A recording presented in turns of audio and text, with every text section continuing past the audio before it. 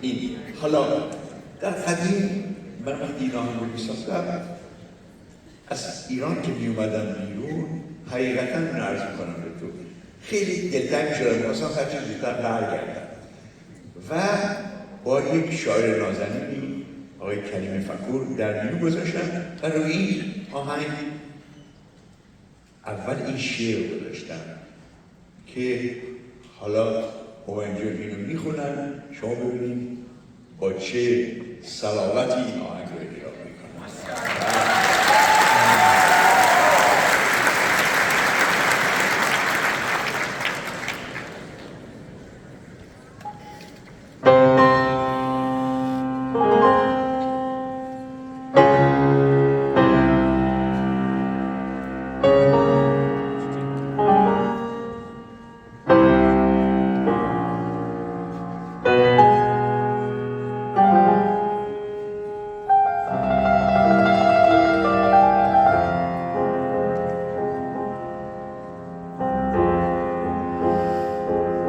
من از این آشیان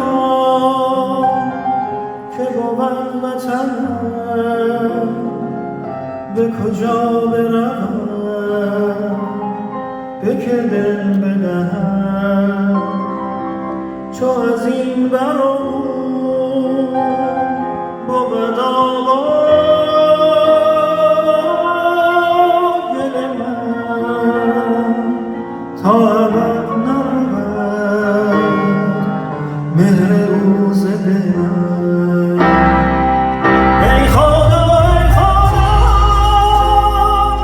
از ایران جانم بنشیند غم او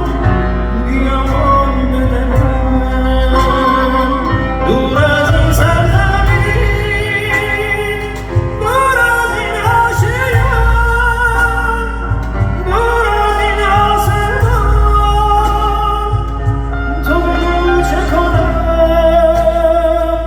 بنشیند غم او به دلم چه کنم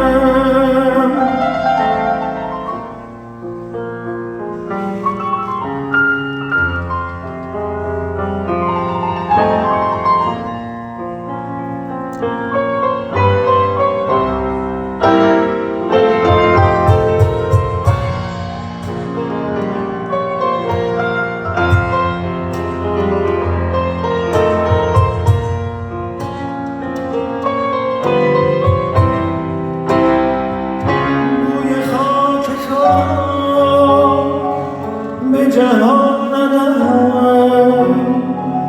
تو که جان منی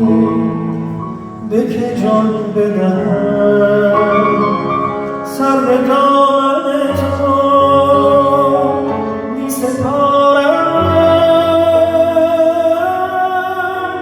شب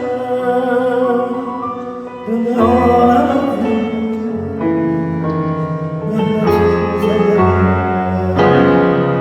در دنیایی پردن از جهان تا جهان دل من آشنا بشنود سخنم دور از آن سرزمین دور از آن آشیان دور از آن آسمان تو بگو چه کنم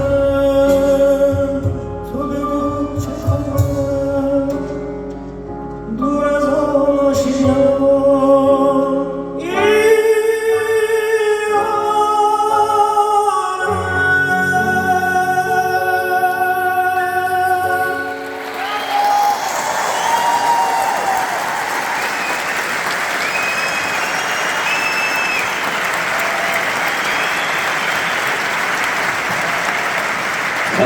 خاطر نباشه همایون خواننده